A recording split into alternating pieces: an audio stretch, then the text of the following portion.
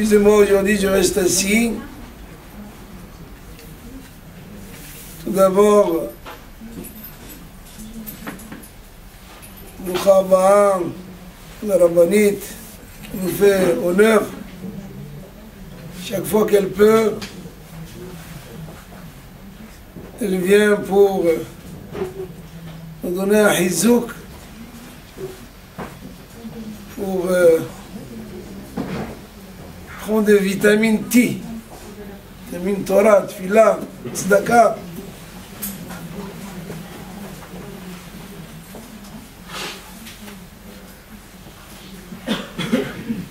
Et vraiment,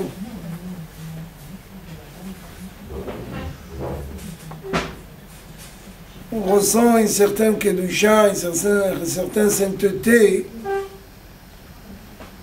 Donc la femme du tzaddik, elle est là. Alors j'ai dédié ce shiur pour tous ceux qui sont malades, que Kadosh Baruch Hu leur donne une fois chez les mains. Pour ceux qui veulent se marier, que Kadosh Baruch Hu leur envoie Adan, Kala. Ceux qui veulent des enfants.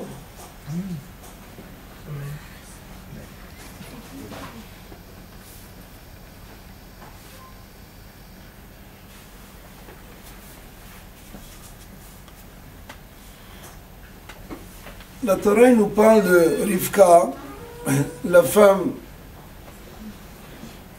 de Yitzhak.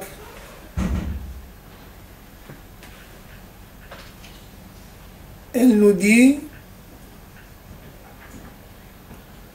ויתרוצצו הבנים בקרבה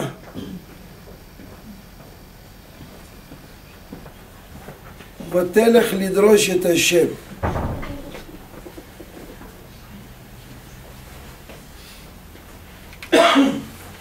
ותאמר למה זה לי? למה זה לי? Rivka Imenu à la base, elle devait enfanter les 12 tribus. Les 12 enfants, c'est Rivka qu'elle devait les avoir. Rabbi me dit parce qu'il a été mitlonenet. Elle a dit, elle a fait un reproche, la mazeli, pourquoi il m'arrive une histoire pareille où ce bébé premier il est en train de se battre. Et si on prend le mot zé, il y a le zain et le he. Zain c'est 7 et he c'est 5. 5 plus 7 ça fait 12. Le fait qu'il a été mitloneret, on lui a enlevé les 12 tribus. Alors elle a mal, une femme qui a mal, normalement elle doit avoir un médecin, un toubib, un spécialiste. Non, elle va à la yeshiva de Shem et Eber. Elle va voir la femme de Rav, elle lui dit, écoute, je suis pas bien.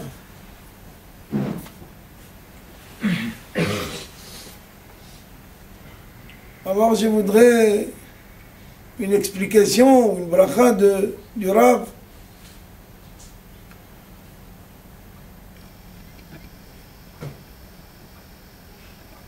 Eh bien, mais pourquoi elle ne va pas voir un médecin quand on a mal? Parce que Rivka, elle n'avait pas un mal d'une femme enceinte. Elle n'a pas compris, chaque fois qu'elle passait devant la yeshiva, le bébé voulait sortir. Et chaque fois qu'elle passait devant une avoda zara, le bébé aussi voulait sortir. Elle a dit, j'ai un enfant ma boule. Elle a un problème, c'est un problème psychologique. Donc c'est pas un problème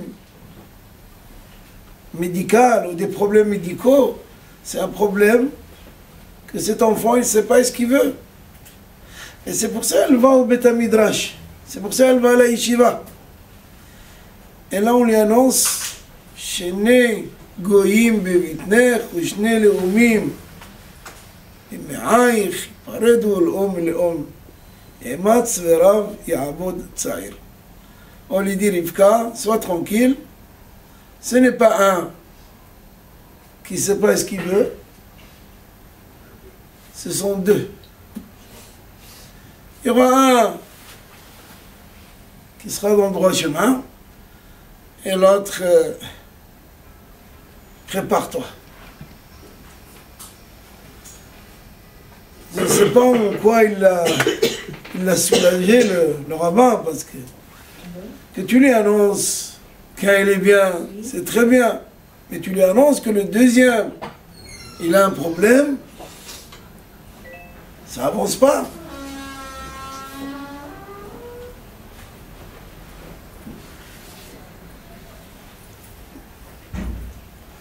Baruch Abba, quoi, t'es arrivé de Chine? Bravo, quoi, t'as reçu mon message? 12 heures de vol? 13 heures. Voilà. On nous parle des 12 enfants. Toi? Pour Ihmoud Arabanit, Hachou, t'es bien fait.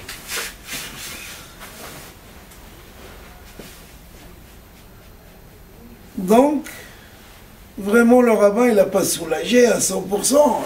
Ça va. C'est comme tu as quelqu'un, tu lui dis, la moitié c'est bon, l'autre moitié, on ne sait pas.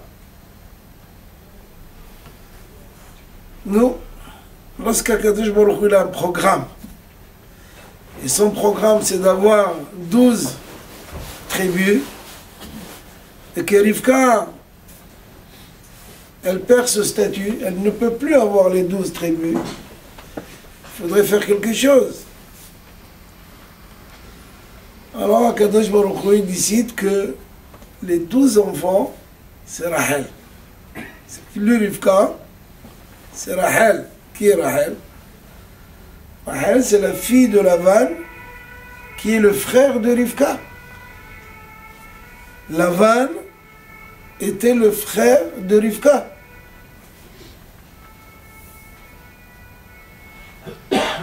Et la Torah nous dit que Yaakov Avinu, il se sauve de Esav, son frère, parce qu'il voulait le tuer. C'est comme ça il a dit Yaakov, Esav. Il a dit Ikrevu yeme evel avi veherga et Yaakov ahi. Puisqu'il lui a pris le Bechora, le droit d'aînesse, qu'il a acheté. Alors il a dit, je vais tuer mon frère, même si ça approche la mort de mon père. Autrement dit, il n'y a rien à faire. Que papa et mon frère, ils meurent, l'essentiel c'est que moi je suis là. Alors Rivka, il dit à Yaakov, sauve-toi. Lorsqu'il y a un risque, lorsqu'il y a un danger, il faut quitter les lieux. C'est pas chercher à ce moment-là, s'expliquer. Yaakov a vu, il quitte la maison de son père. Et la Torah nous dévoile qu'il va dans une yeshiva étudier pendant 14 ans parce qu'il se sauve de l'ours qui est Esav. Il va rencontrer le lion qui est son beau-père Lavan. Ce n'est pas agréable, mais il faut se préparer. Se préparer, c'est pas physiquement, c'est pas avoir des tanks. Se préparer spirituellement. Donc, il va dans une yeshiva sur la route pendant 14 ans. Et après, il prend la route, vous connaissez la suite. Il arrive là où il y a aujourd'hui le Kotel, l'endroit de Beth Amikdash. Il dort, il fait un rêve, l'échelle de Yaakov. On lui montre tout l'avenir jusqu'à nos jours. Même cette présence d'aujourd'hui, il l'a vu à Yaakov Avinu. Tout était visible et on montrait tout ce qui va se passer dans toutes les générations. Non. Il arrive chez Lavan.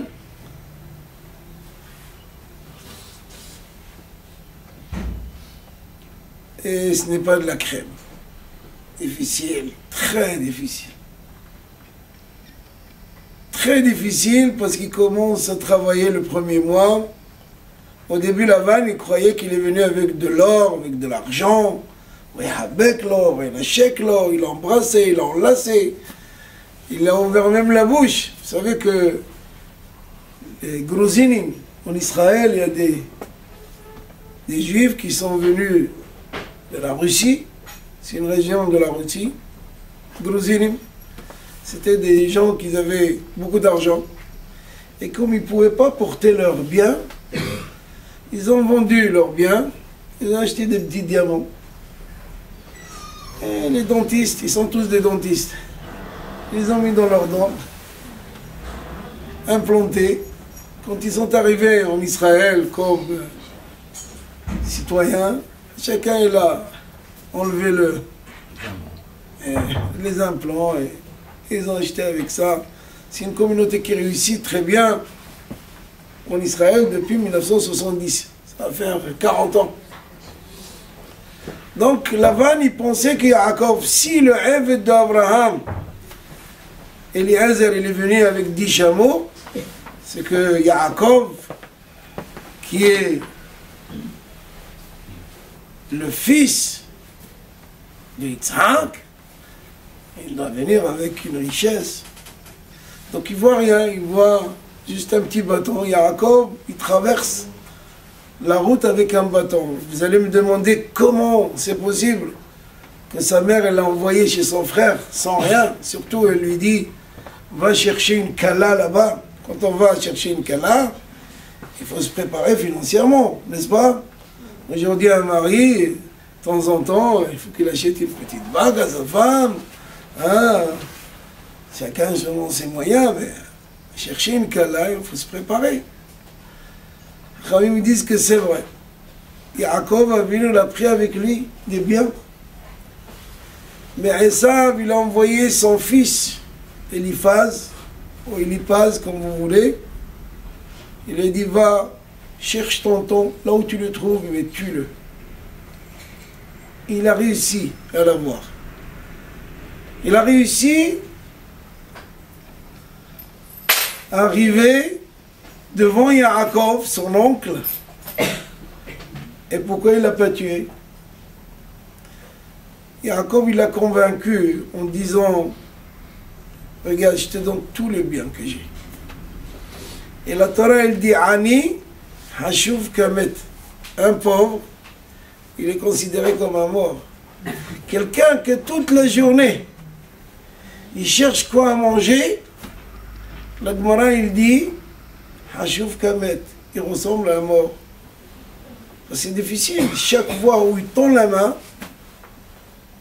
la Gemara, il dit que cette personne, il a tellement honte que le sang qui circule en lui s'évapore. C'est difficile d'être Ani. Ani, quand on parle Ani, un pauvre, c'est quelqu'un qui n'a pratiquement rien. Et chaque jour, il faut qu'il cherche quelque chose. Alors il a dit à son neveu, regarde, tu veux me tuer? Je te conseille de ne pas me tuer. Je suis ton oncle. Tu sais, quand tu étais bébé, je me suis occupé de toi. Et c'est vrai. Alors aie pitié, je te donne tout le bien. Il lui a donné tout le bien. Il est resté avec un bâton. Qui bemakli avarti ta Yarden azé. Yaakov Avinu, il avait un petit bâton. Donc quand il est arrivé chez Lavan, il n'avait rien. Mais Lavan, il pensait. Donc il l'a enlacé. Regardez, peut-être il y a quelques lingots d'or. Des fois, on peut mettre. Je connais quelqu'un qui est venu pleurer chez moi il n'y a pas si longtemps. Qu'est-ce qui se passe? Il m'a dit, j'ai perdu un lingot d'or. Je dis, moi, je n'ai jamais vu le lingot d'or, mais toi, tu l'as perdu comment? Il était dans sa poche. Apparemment, il a enlevé la veste. Il ne l'a plus retrouvé. Je dis, va dans la voiture. Fouille. Bien, il est allé. La voiture était là. Il l'a trouvé. Quand il a enlevé la veste, c'est lisse. Ça tombe. J'ai dit, bon, apporte-le-moi, moi, je vois qu'est-ce que c'est un lingot d'or. C'est pas énorme. Hein. Ne croyez pas que ça mesure... Voilà. C'est un petit truc comme ça. 40, 50 000 euros. Comme un portable. Il y y a beaucoup de juifs pendant la guerre, malheureusement, que lorsqu'Hitler arracha à Tamé, Mahshebo Vizichro, il les a poursuivis, ben, ils ont planté leur argent derrière les murs, derrière des endroits où il y a des gens qu'aujourd'hui, quand ils font un travail dans un appartement, ça leur arrive de trouver des trésors. Mais c'est de l'argent qui, souvent, il appartient à des Yehoudim, à des Juifs qui les ont cachés. Donc Yaakov a venu là rien. Donc Lavan, il lui dit, bon, tu as travaillé un mois, gratuit, je t'ai donné à peine à manger, maintenant il faut je te paye. Alors il conclut avec lui de travailler 7 ans pour épouser Rahel. On n'imagine pas l'amour qu'il avait pour Rahel Imenu. On n'a pas de notion. Mazé Rahel, bishvel Yaakov Avinu. Qu'est-ce que c'est Rahel pour Yaakov Avinu?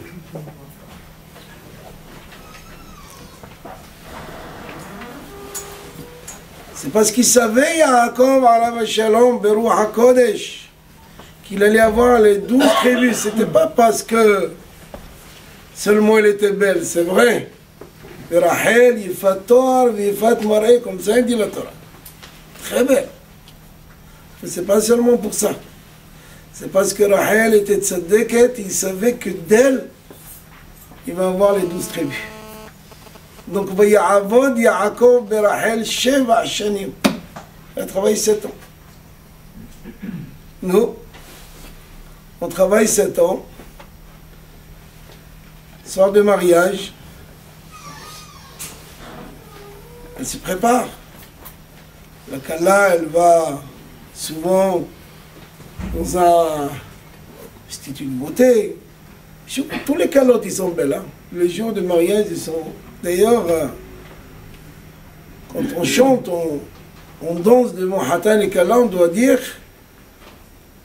Kala, Na'ab, Hasuda. On doit préciser comme ça, on dit Hatan, égare à toi.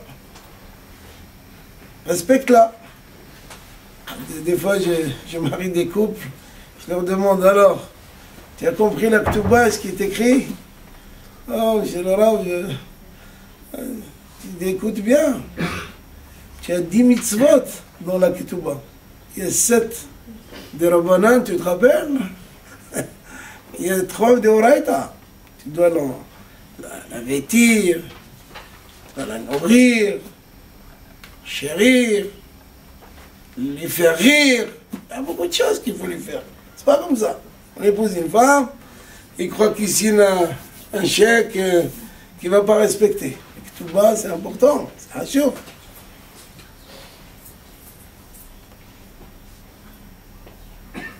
Donc Yaakov Avinu, il travaille. Le soir de mariage, elle arrive, Rahel, dans la salle, habillée, maquillée, certainement des diadèmes, tout comme une Kala. Et puis d'un coup, un court-circuit. Il n'y a plus de lumière dans la salle. Elle ne comprend pas. Est-ce que c'est quelque chose qui a été fait exprès ou il y a une panne d'électricité? Derrière elle, il y a un monsieur et elle tourne. Elle voit que c'est son papa. Papa, qu'est-ce qui se passe? Il dit, chérie, écoute ma fille, changement de programme. Il y a un petit problème. Qu'est-ce qu'il y a? Tu sais bien que dans la ville, chez nous, on ne peut pas donner la petite avant la grande. Donc ce soir, c'est Léa. Demain, tu sais, Yaakov Avinu, il est tamim. Il a un esprit simple. On va lui arranger les choses, et c'est toi après. Mais ce soir, c'est Léa. Imaginez une Kala avant d'entrer dans son... Elle est perturbée, mais il faut respecter son père. Mon assaut. Papa, il dit. D'accord? Elle va vers Léa, elle lui dit, ma soeur, écoute-moi bien. Voilà, je te donne la robe. Je te donne le bijou. Parce qu'il ne faut pas oublier que le Midrash, c'était des jumelles. Sauf que Léa, il est né quelques minutes avant Rahel. Donc, elle est grande, elle est vieille. Pas du tout. Non. Mais sache que ce soir, Yaakov Avinu, il va te faire un test. Il va te poser toutes les questions possibles et impossibles. Il faut que tu réponds. Ah bon, c'est quoi? Parce que Yaakov Avinu alav shalom s'est préparé à ce soir.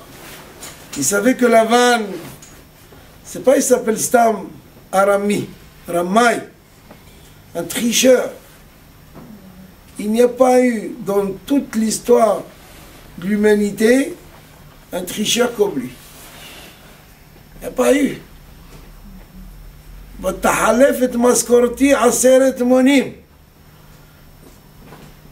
Il a changé le salaire de Yaakov des dizaines et des dizaines de fois. Vous voulez savoir comment? Yaakov Avinu, il vient prendre son salaire à la fin du mois. Il dit, combien je te dois? Il dit, tant. Disons, 1000 euros. Moi, je t'ai dit 1000 euros, oui, parce que tu m'as dit 10 euros de l'heure, le calcul, il est... Mais attention, je ne te compte pas les heures supplémentaires. Je parle, donc, ce que tu m'as... Non, mais moi, je t'ai jamais dit 10. Je t'ai dit 5, mais j'ai pensé 3. Et finalement, je ne veux te donner que 1. Ça, c'était la vanne. C'est sa manière. Imaginez si vous travaillez chez un patron comme ça à Paris, mais vous allez partir tout de suite. Vous donnez 2 claques et vous partez. Non. Donc Yaakov Avinu, il s'est préparé. Il savait que la vanne, il allait lui jouer un tour. Mais Rahel, pour ne pas faire honte à sa sœur, elle lui transmet tous les messages, tout le code, tous les codes.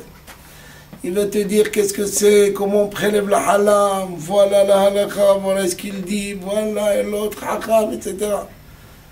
Il va te dire comment on prélève le maaser, il va te dire comment on fait la pureté familiale, adlakat nerot, c'est otiyot hanna. Vous savez le hanna qu'on met dans la main. Il y a le het, le nun et le he. Het c'est hala, nun c'est nida, et he c'est hadlakat nerot. Donc c'est pas stam, il vient sur Hana et on la colle le soir de mariage, des fois ils le font quelques jours avant. C'était un minhag depuis Rahel Imenu. Et vous savez pourquoi on fait le you-you, le la, des femmes? Quoi, d'où il vient ça? Parce que quand ils étaient en train d'accompagner Léa au mariage, les gens de la ville, ils savaient. Mais ils ne pouvaient pas se prononcer parce que le plus grand gangster de la ville, c'était Lavan. Et gare à celui qui ouvre sa bouche. Alors les femmes, ils étaient intelligentes, comme souvent. Et ils ont commencé à faire Léa. Pourquoi Yaakov Avinu comprenne que c'est Léa? Là. Yaakov Avinu, pour lui, c'était du 100% que c'est Rahel. Il n'y avait pas la moindre des choses que c'est.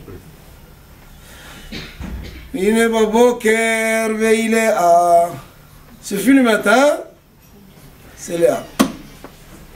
C'est pas Rahel. Ouais. Quelle tsniout, quelle tzidkout, quelle honnêteté. Yaakov Avinu, tzaddik. Quand il pensait que c'était Rahel le matin, c'est Léa. Il va voir chez son beau-père. Il dit, je ne comprends pas. Il y a une erreur là. Il dit, non, c'est pas une erreur. Il dit, comment? Je t'avais mentionné, Evodcha, Sheva, Shanim, Berachel, Bitecha, Aktana, j'ai donné tous les détails. Je travaillerai 7 ans pour ta fille, Rachel, la petite. Je t'ai donné tous les détails. J'ai pas manqué un. Parce qu'il avait dit Rachel, il aurait pris une autre Rachel du bled et dit voilà, tiens. Donc il lui a donné tous les détails. Il a dit oui, oui, c'est vrai, je me rappelle, tu m'as dit comme ça, mais comment je t'ai fait? Tu m'as dit oui. Il dit mais non, t'as pas compris. Lo ya'aseh ken bimkomenu. Chez nous dans la ville, quand on fait comme ça, c'est non. Et quand on fait comme ça, c'est oui. Donc tu m'as mal compris. C'est écrit dans le pasuk. Lo ya'aseh ken. Chez nous, un lo, c'est ken. Et un ken, c'est lo.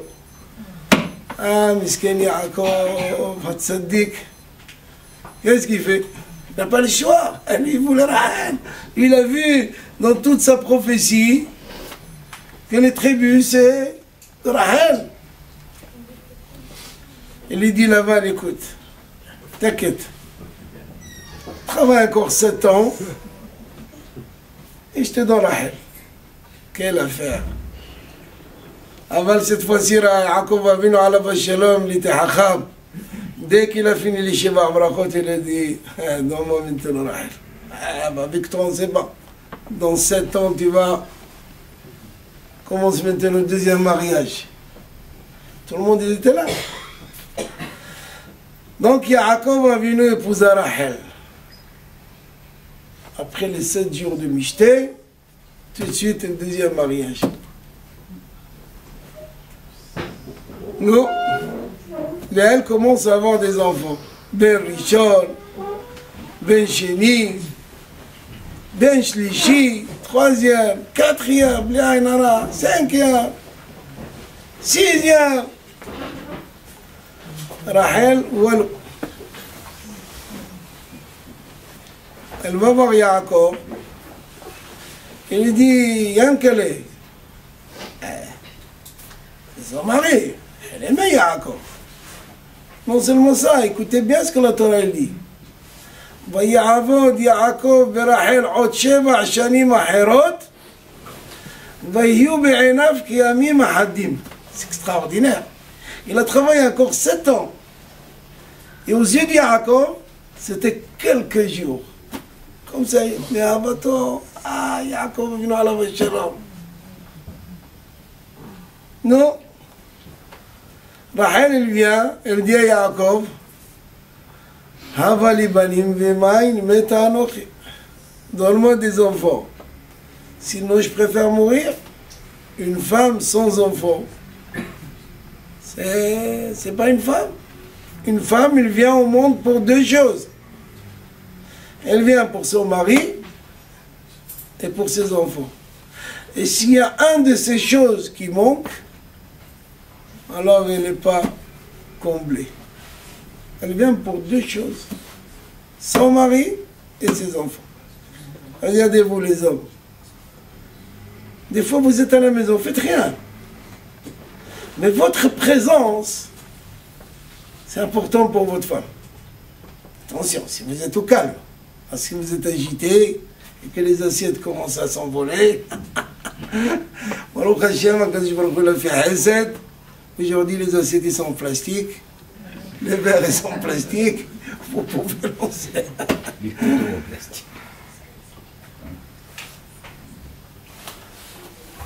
Alors qu'est-ce qu'il répond, Yaakov? Est-ce que je suis à la place de Dieu? Qu'est-ce que tu me demandes? Et bien, qu'est-ce qu'elle fait, Rachel? Il lui apporte sa servante, Bilha. Bilha, il a un enfant, 2 enfants. Rachel, elle fait autant, Léa, elle fait pareil, il lui apporte Zilpa. Nous, Zilpa, il a un enfant, 2 enfants. En tout, combien on a maintenant? 10.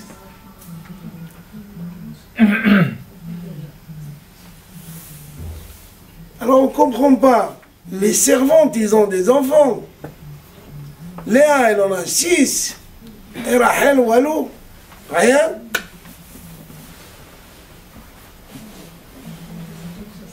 Écoutez-moi bien. Léa, elle est enceinte pour la 7e fois. Elle était enceinte. Elle attend un bébé.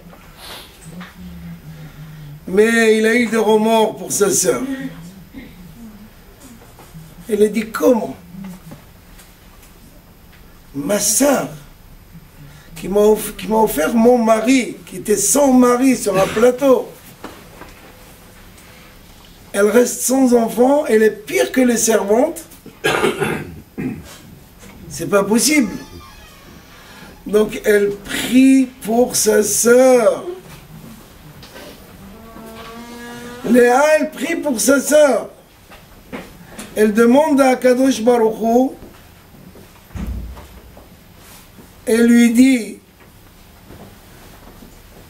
fais quelque chose pour ma sœur. Et Hachamim, ils disent que par le biais de la prière de Léa, écoutez-moi bien, le bébé a été changé. Au lieu que Léa enfante un 7e garçon, elle enfanta une fille. Comment elle appelait cette fille? Dina. Dina. Pourquoi le mot Dina? Ça vient du mot din, jugement. Dana din le atzma. Elle a fait un jugement à elle-même. Avec Akadosh Baruch Hu, il a dit, tu ne peux pas laisser ma sœur, Rachel, sans rien. Et Akadosh Baruch Hu, d'accord, on fait ta volonté, Léa, et le bébé se transforme, il devient une fille. Baruch haba.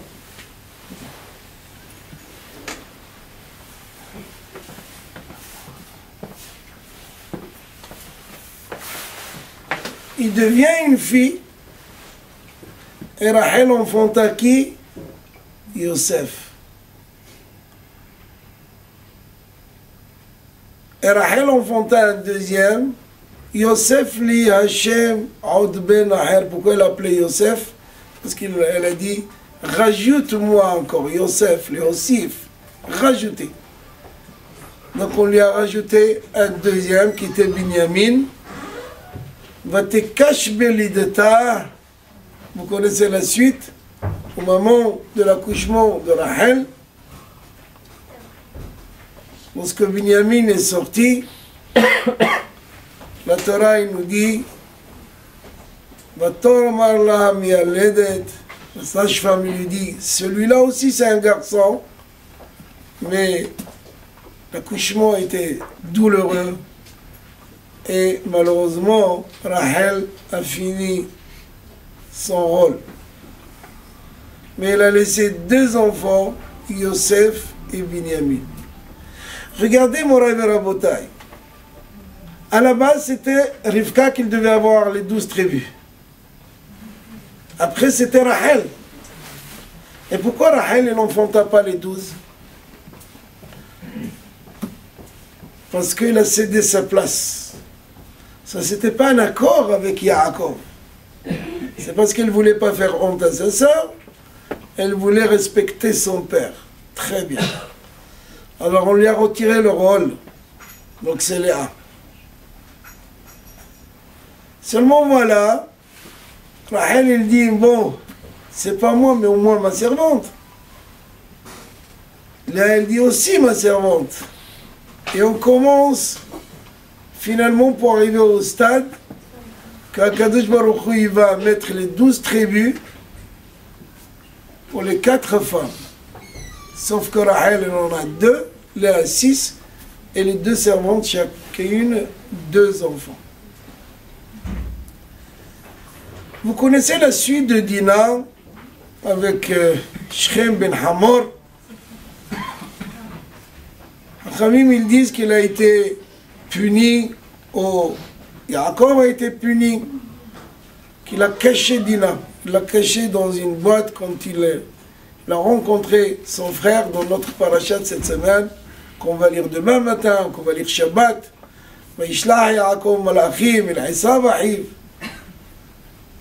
Finalement, il y a eu cette rencontre entre Yaakov et Esav, l'ennemi juré de Yaakov, son propre frère, jumeau.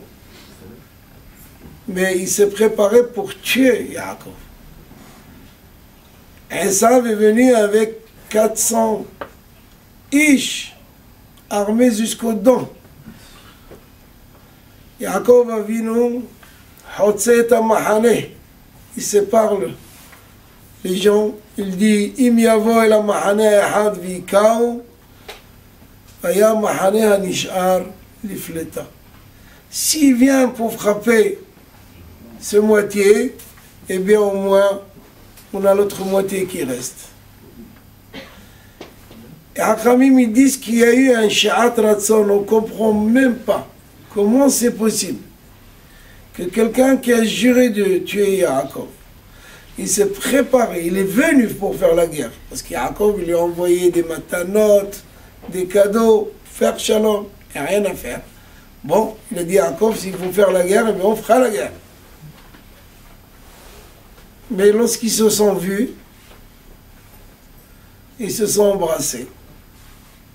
Ils disent que, a priori, il voulait le mordre, mais il n'a pas réussi. Le cou de Yaakov est devenu de marbre. Je pense que c'est difficile de mordre un cou en marbre, à moins que vous êtes des dentistes et que vous pouvez mettre des implants tout de suite après.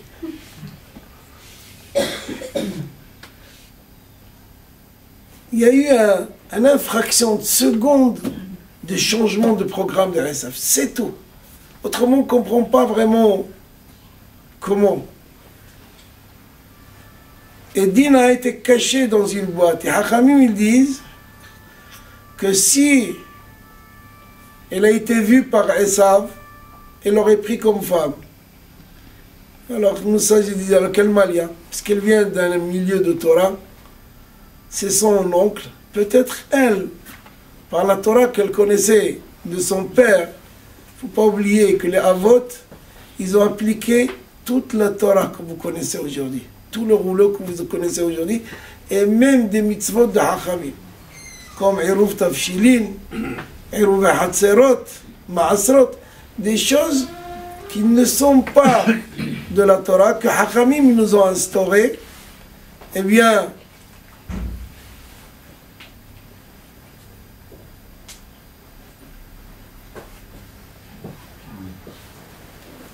Abraham Avinu, il les a appliqués, Yitzhak Avinu, il les a appliqués, et Yaakov Avinu les a appliqués. C'est-à-dire que les mitzvot, ils ont été faits par les Avot, comme nous, qu'on a reçu la Torah de Mot Sinaï. C'est pareil. Moraï Rabotai, l'histoire nous dit, la Torah nous dit que finalement, Dina, elle a été forcée par Shechem ben Hamor, elle est enceinte. Les frères de Dina, ils vont faire carnage dans la ville de Shechem, c'est pour ça qu'on souffre jusqu'à aujourd'hui de Shechem. C'est pas Stam, l'histoire, elle se répète.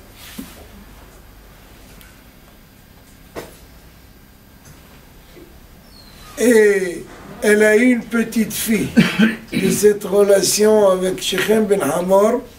Elle a eu une petite fille. Et cette petite fille, elle l'a appelée Osnat. Les frères, ils voulaient la tuer. C'était une honte pour eux. Avec un Hamor ben Hamor, qui n'a rien à voir avec Am Israël. Aval Yaakov Avinu, il ne les a pas laissés. Le vieux, il leur a dit, je sais qu'est-ce que je vais faire. Lui, il a vu Beruach HaKodesh. Il a vu encore dans la prophétie, qu'est-ce qui va se passer. Il lui a écrit une amulette, un kamia. Il l'a mis sur son cou, il l'a renvoyé en Égypte. Lorsque Yosef, Il arrive en Égypte, vous connaissez l'histoire de Yosef, on va la rencontrer un peu plus tard, dans quelques semaines. Vendu par ses frères, il devient le prince d'Égypte. Rak hakisei gdal mimek. Comme ça il dit par Yosef, tu peux faire tout ce que tu veux, mais laisse-moi le roi, c'est tout. Parce que Yosef Hatzadik connaissait 70 langues. Et celui qui connaissait 70 langues en Égypte, il est capable d'être roi. Et comment ça marche? Pharaon était dans la dernière marche. Et chaque fois on commence à monter pour voir le roi, parce qu'il a été appelé Yosef. Il a traduit les rêves de Pharaon correctement, c'est pas stam, tout un test. Et quand Yosef il a commencé à marcher, monter les marches, chaque marche, il fallait qu'il réponde avec un autre langage. Pharaon il lui parlait d'un langage et il répondait. Quand il est arrivé devant lui, il connaissait les 70 langues. Seulement Yosef Hatzadik il lui dit Shalom Aleichem, ma shlomcha. Là, Pharaon il n'a pas compris.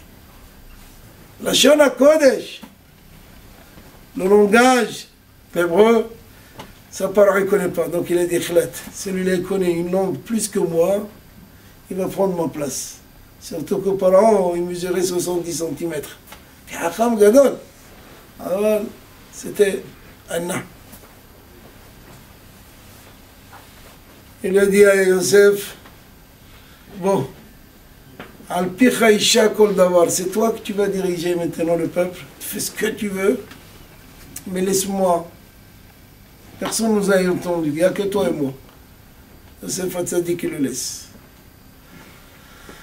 La beauté de Yosef Hatzadik, il est incomparable. Lorsque son père pleurait Yosef, il ne pleurait pas seulement la beauté de Yosef. Quand il a été vendu, on ne savait pas où il est. Pendant 22 ans, il était en deuil, Yaakov, sur son fils Yosef. Et refusait de prendre le deuil sur Yosef. Lorsque Yosef il devient le prince, si vous connaissez l'histoire, on vient acheter du blé, les frères, etc., etc. Alors c'est écrit Banot Saada Aleshur. Toutes les filles d'Égypte et ceux qui étaient loin d'Égypte venaient voir la beauté de Yosef Hatzadik. Alors il ne faut pas oublier. Yosef Hatzadik était Shah Enaim. Ses yeux ils étaient toujours vers le sol. Il n'a jamais levé ses yeux. Jamais. Donc c'est Batissa Eshet Adona Vet'enea. La femme de Potiphar, où Yosef il travaillait, elle levait ses yeux pour regarder la beauté de Yosef. Pendant un an, elle essaye d'inciter, il n'y a rien à faire. Il savait, il a appris avec son père. Mazé s'éloignait complètement d'un goy. Donc, Yosef Hatzadik, c'est pas Stam on l'appelle Tzadik. Aucun dans la Torah l'appelle Tzadik. On l'appelait Noah. Kotra Raïti Tzadik, Aval Bassof, vous connaissez la suite de Noah. Le seul qu'on a appelé Tzadik, c'est Yosef. Alors les filles venaient, toutes les femmes qui voulaient avoir un enfant aussi beau que Yosef voulaient le voir. Voilà, il était prince, il allait d'une ville à l'autre, il nourrissait le monde entier, l'empire de l'époque. Imaginons-nous l'Égypte, l'Amérique d'aujourd'hui, mais avec un tas d'économies un peu meilleures qu'aujourd'hui. C'était ça l'Égypte. Et tout le monde lui jetait des... Osnat, qui est arrivé en Égypte, elle a jeté quoi? Son camia. C'est ce qu'elle avait de plus cher. Quand Yosef Hatzadik a vu le camia, il a vu que c'était l'écriture de son père. Il a étudié avec son père jusqu'à 17 ans. Jusqu'à 17 ans, on peut étudier. C'est pas assez. Pour Yosef Hatzadik, ça suffisait. Mais les jeunes d'aujourd'hui, à 20 ans encore, ils sont un peu un peu boulbalés, on appelle ça en Israël, il leur manque un petit chouïa. Parce qu'à 20 ans, ils ne savent pas. Vous les voyez, ils finissent leur bac. Je ne parle pas de bac halavi, bassari. Rien que... Et ils ne savent pas quoi faire encore. Qu'est-ce que tu as fait? Première année, d'accord. Tu le vois après. Deuxième année, qu'est-ce que tu as fait? Moi, j'ai... Sans encore cacha. À partir de 20 ans, on commence un petit peu à avoir un peu de sérel. À 20 ans, c'est pour ça d'ailleurs, un homme n'est pas jugé sur les 20 premières années. Parce qu'à 20 ans, qu'est-ce que vous faites de Mohel? Bishkut Yitzhak. Yitzhak Avinu, c'est grâce à lui. On va finir avec ça, je vais vous raconter l'histoire d'Yitzhak. Mais avant d'en finir, donc Osnat, il lui jette cette amulette, il voit l'écriture de son père, il cherche, il dit celle-là. Et c'est avec elle qu'il se marie. Et qu'est-ce qu'il lui a donné? Il lui a donné 2 enfants, Ephraim et Ménaché. Yaakov Avinu, quand il fait la bracha à ses 12 enfants, il dit Ephraim ou Ménaché, Kerouven Vishimon et Yuli. C'est-à-dire, il prend les enfants de Yosef, il les met dans les tribus. Et c'est pour ça, des fois, vous trouvez dans les tribus Yosef et Binyamin, Yosef et Ephraim, Yosef et Ménaché, donc ils sont inclus dans les 12 tribus. Regardez le cheminement de Akadosh Baruch Hu, comment il est extraordinaire. Ça a commencé avec Rivka, c'est parti de Rachel. Rachel, elle a fait ce qu'elle a fait, comme il dit, elle ne devait pas le faire, elle l'a fait. Parti chez Léa, là elle commence, des enfants, Rachel n'en a pas, elle fait un deal avec Akadosh Baruch Hu, on change le programme, vous voyez le programme d'Akadosh Baruch Hu, il peut être changé, ça dépend que de l'homme. Et finalement, on trouve les 12 tribus chez qui? Chez Yaakov, avec les 4 femmes et Osnat, cette petite Osnat qui vient d'où il vient, il fallait qu'elle répare quelque chose avec Yosef, son oncle. Ah oui, Osnat c'est la fille de Dina, Dina c'est la sœur de Yosef, la demi-sœur d'une autre femme, et puis voilà.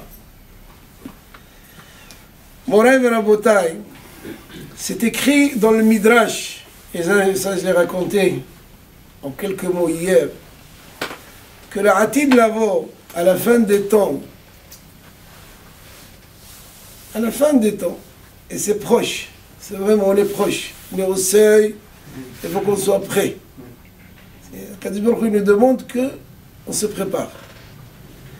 Akadosh Baruch Hu, il va demander à Abraham Avinu, viens. Internet, hein? Regarde, tes enfants, combien de avonot, de averot, qu'est-ce qu'on fait avec? Alors Abraham Avinu il répond, c'est toi que tu as raison, allez les quitte. Tu vois, ils ont fait rentrer même un petit balagan au Beth Amikdash, ils ont fait Avodah Zara. D'accord, tu as raison. Kadosh Baruch Hu, il veut appeler Yitzhak, il dit Yitzhak War. Oh là là, Yitzhak, il est... Yitzhak, c'est spécial, Yitzhak. Il a été sacrifié, lui, on ne va pas trop s'amuser avec lui. On va demander à Yaakov. Il dit à Yaakov, alors, qu'est-ce qu'on fait? Il lui dit, moi, comme il a dit le papy, le grand-père, il a dit, Abraham, il a dit, il faut qu'il paye, moi aussi. Il a dit, c'est ça.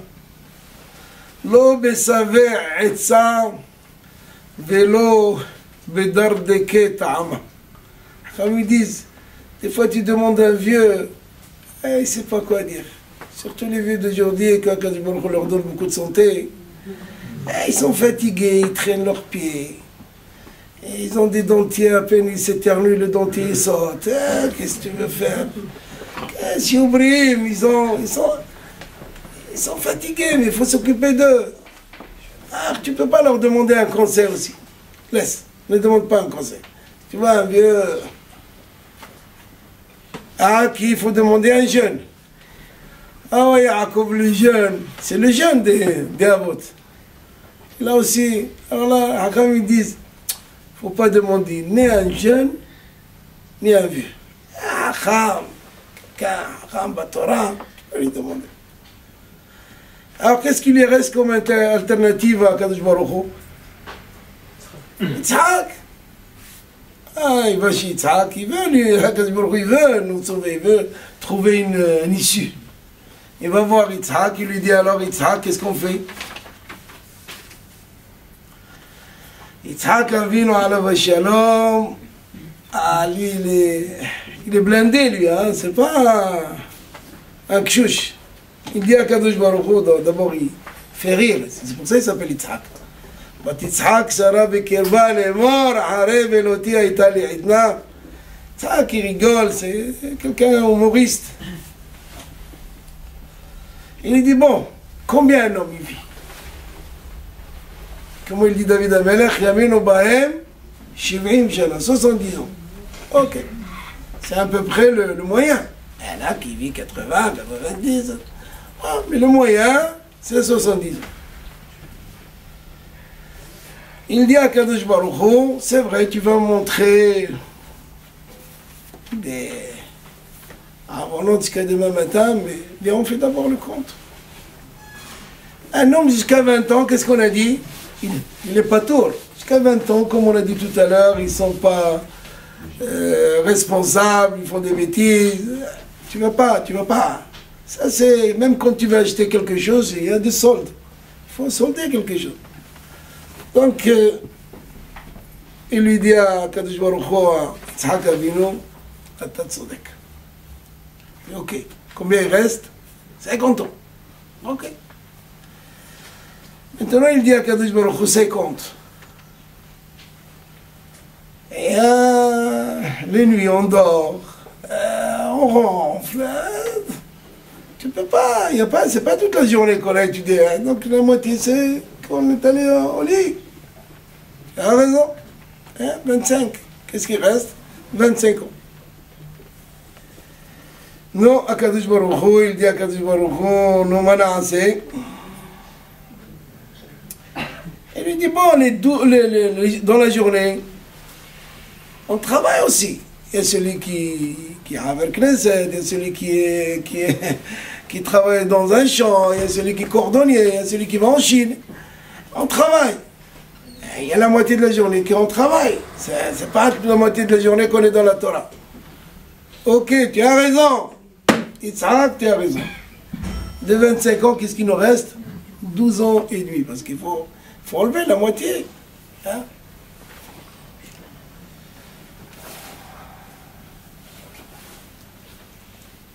Mais je ne te rentre pas parce qu'il faut manger, il faut boire. Bon, ok. Maintenant, voilà, il dit à Kadosh Baruch Hu, qu'est-ce qui reste? 12 ans et demi. Tu veux pas qu'on fasse une affaire ensemble? Toi, tu prends la moitié, moi la moitié. Comment ils sont? Les associés, c'est quoi? Quand ça va bien, même quand ça va mal, il faut un bon associé. Quand ça va mal, on est associé pour le pire et pour le bon ou le bien. Comment vous dites à la mairie ici à Paris? Quand il lui dit à... Le maire, il lui dit, alors, tu veux épouser Rabbi Yahya Bar... tu veux? Elle dit oui. Qu'est-ce qu'il dit à la fin? Pour le pire et pour le bien. Donc tu veux qu'on est des associés, toi ou moi? Parce que tu peux pas dire que c'est mes enfants, moi, c'est tes enfants aussi. Kadosh Baruch Hu, il nous appelle Banai Atem. Vous êtes mes enfants, donc viens, on partage là. Et tu as raison. 6 ans un quart, moi, et 6 ans un quart, toi. Ah, maintenant, Yitzhak Avinu, il dit à Kadosh Baruch Hu, qu'est-ce qui reste? 6 ans un quart. C'est beaucoup, oui. Mais tu te rappelles, toi, Kadosh Baruch Hu, Kvodo, Zocher, tu te rappelles? Une fois, il y a quelques centaines d'années, mon père, il m'a amené là-bas à Ramoria, j'avais 37 ans. J'aurais pu donner un coup de pouce à mon père et le jeter. Et lui dire, tu fais un mauvais rêve. Baruch Haba.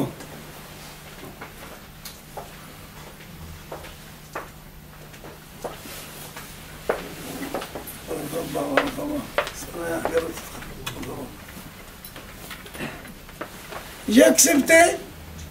J'ai même pas discuté avec papa, lui dire, papa, peut-être tu as fait un mauvais rêve, c'est quoi ça? Il dit, je suis allé, je savais. J'ai dit à papa, attache-moi bien, aiguise le couteau. Quand tu me brûles, tu prends. Donc j'ai mis mon coup vraiment. Ça vaut quoi? Combien ça, toi? Kadosh Baruch Hu, combien? Kadosh Baruch Hu regarde, il calcule. Il dit, waouh, waouh, waouh. C'est des millions et des millions de mitzvot, ça vaut ça. Alors il dit, bon, si tu dois me payer quelqu'un pour le... Comment on appelle ça le... Vous êtes un banquier, monsieur Verata. On investit le... On appelle ça le keren, le capital. Rien que pour le capital. On ne parle pas maintenant des pourcentages, des années qui sont passées. Rien que le concret, combien? Il dit des millions et des millions de mitzvot. Alors il dit, fais le compte. Alors contre les Averot d'Am Israël, quand je vais faire le compte, il dit, je dois te donner encore du bakshish. Non seulement que Am Israël ne doit rien, mais c'est moi que je leur dois. Grâce à qui? Non, c'est ça. La reine Am Israël va commencer à dire à Ta Avinu. C'est qui est notre père? C'est toi, Yitzhak. Abraham, lo Yida'anu, Yaakov. Il leur dit, Yitzhak, calmez-vous. Il nous dit, Yitzhak Avinu. À nous tous, on va assister à ce dialogue. Ne vous inquiétez pas. Bientôt. Yitzhak Avinu, il dit à Ta Avinu. C'est Kadosh Baruch Hu qui est notre père. C'est pas moi. Moi, j'ai fait que ce que je devais faire. C'est tout. J'ai fait mon devoir. Mais Avinu, c'est Kadosh Baruch Hu. Ata Avinu, Ata Malkeinu, Ata Mosheinu. C'est écrit que c'est ça finalement. À Yom Kippour, à Rosh Hashanah, on dit Milo ira mi Yom Din Hanora. Il y a un chant qu'on chante avant la Hamida, Milo ira mi Yom Din Hanora. Tous ceux qui ont une belle voix, ils participent parce que c'est des passages. Qui ne tremblera pas de ce jour de Din? Il dit, c'est pas le jour du Yom Kippour. C'est le jour final. C'est le jour final. Et qui c'est qui va nous sauver? Yitzhak Avinu. Yitzhak Avinu va nous sauver de ce jour du jugement. Parce qu'il va donner des arguments à Kadosh Baruch Hu. Kadosh Baruch Hu dit, Hazak, en voilà, t'as tzodek. Tu as raison, Yitzhak. Et qui c'est qui va faire en sorte qu'on retourne en Eretz Israël? Non. C'est Rachel. Pourquoi Rachel il est enterré à Derech Ephrat, sur le chemin d'Ephrat? Pourquoi il n'est pas enterré à Me'arat HaMachpelah? Ça, vous allez me dire, elle est morte sur la route. C'est pas grave. De Bethléem à Me'arat HaMachpelah, en voiture, exactement 20 minutes. À d'autres chameaux, sans Kfitzat HaDerech. Il fait toujours Kfitzat HaDerech pour les tzadikim. Tzadikim. Comme Baba Saleh, Zachar Tzadik, le Kadosh Lebracha. Ils veulent faire. Alors elle pleure. Et Akadosh Baruch Hu lui dit, nous on pense que le don de faire, c'est la technologie, c'est l'intelligence, c'est la Chokhma des Israéliens. Ouais, d'accord. Mais qui dirige? Combien de... On a envoyé sur Eretz Israël? Ah, chaque nishama d'un Ben Israël, c'est un olam malé, c'est un monde rempli, c'est sûr. Mais Akadosh Baruch Hu a fait des nissim et des nissim et des miracles. On ne les voit pas, on ne les ressent pas, des fois on oublie. Grâce à qui? Barzel. Si vous prenez le mot Barzel, c'est le Bet, Resh, Zain et Lamed. Bet, c'est Bilha, une des femmes de Yaakov. C'est la servante de Rahel. Le Resh, c'est Rahel. Barzel, Bet, Resh. Le Zain, c'est Zilpa, c'est la servante de Léa. Et le Lamed, c'est qui? C'est Léa. Donc à Kadosh Baruch Hu, il nous a donné ces 4 imaot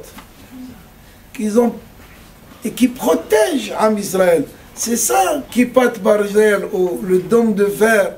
Moi j'appelle ça les dames de fer.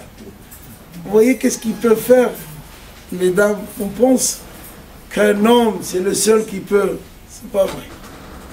Bischut Nashim Tzadkaniyot Nig'alu. On est sorti d'Égypte grâce à qui? Myriam, Tzipora, Yocheved, les femmes, grâce à eux. Comme ça c'est écrit. Lo shinu it shmam, lo shinu it minhagam, tsni'utam, ils sont restés les mêmes. Et c'est ça, Moraï Rabotai. Aujourd'hui, on a Tzadeket, la femme de Baba Saleh, ici parmi nous. C'est comme Baba Saleh, c'est pareil. Je peux vous dire, pareil. Et si tous les missiles qui sont tombés sur Netivot, ils ont fait des dégâts au sol. C'est parce qu'il y a des tzadkaniyot, comme la femme de Tzadik. Alors aujourd'hui, on a l'occasion de demander tout ce qu'on veut. Ça va direct. Ben oui, c'est descendant direct de Rahel. Puis là, Zilpa, Léa. Ce que j'ai dit au départ, que ce Shirour, il dit à tous ceux qui ont besoin de refoua chez les mains, quelqu'un leur envoie la refoua chez les mains. Ceux qui ont besoin des enfants. Ceux qui ont besoin. Non, vas-y. T'as besoin de rien? Parle ça! Parle ça! Quand on dit les brachot à Rosh Hashanah et Kippour, on dit à Kadosh Baruch Hu, ouvre-nous les portes, et les portes. Dès qu'on dit parle ça, tout le monde se réveille. Voilà ce que j'ai voulu vous dire. Vous avez maintenant la Rabbanite, celui qui a besoin d'une bracha, je suis sûr qu'on a tous besoin. Elle va vous recevoir.